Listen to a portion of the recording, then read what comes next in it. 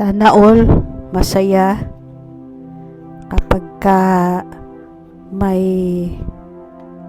bagong business ang iyong baby.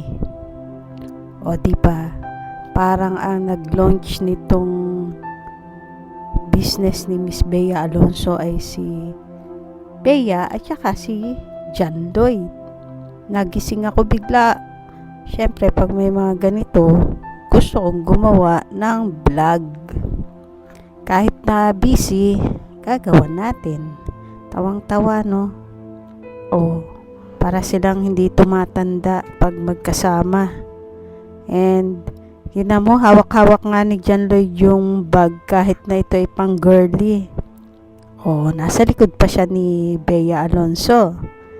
Diba, Popoy? So, yung product ni Miss Bea Alonso, bash ang tatak. Parang bash siya. And then, syempre, nandyan si Popoy.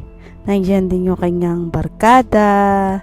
At syempre, nandyan din si Rica Paralejo kasi ate nila yan ni Bea dun sa una nilang teleserye ni John Lloyd Cruz. Ang saya, no guys? Eto guys, magkatabi sila, di ba? Ang bihib ni John Lloyd. Oh. Sabi ni Miss Dimple, ang formal naman daw nila, ang serious.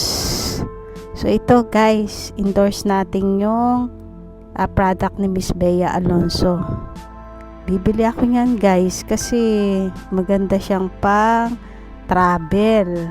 Siguro naman ay available yan kung ilang pieces lang yung needs mo or kung ano yung package na gusto mo. Baka by bundle guys. Suportahan natin yung bagong negosyo ni Miss Bea Alonso. Kaya pala sabi niya ay related sa kanyang fashion. Yun ngang pagta-travel kasi kailangan nga talaga itong mga garments nito or lagayan ng mga abobot. Ganon din si John Lloyd Cruz, di ba? Pumupunta rin siya sa ibang bansa. So, malamang may ganito na rin si John Lloyd tsaka yung mga kaibigan ni Miss Bea. Si Miss Bea, napanood ko yung kanyang vlog na kaya pala yun yung ini-endorse niya. Kanya pala guys to. At ang tatak nito ay basha yung kanyang garments. Sa kaya siya nagpagawa nito? May sarili kaya siyang pagawaan? Or yung concept ba nito ay nakuha niya sa pag-alis-alis niya? Mukhang maganda yung garments, yung tela niya. And then guys, mukhang sa kanya to.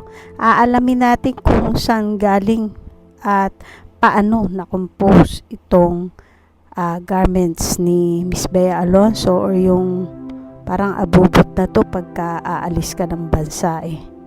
Hihimayin natin yan guys ha, kasi yan yung pinakaunang negosyo ni Miss Bea. Yung iba kasi ang negosyo na related sa garments, kasi yung mga nauna niya is related sa pagkain.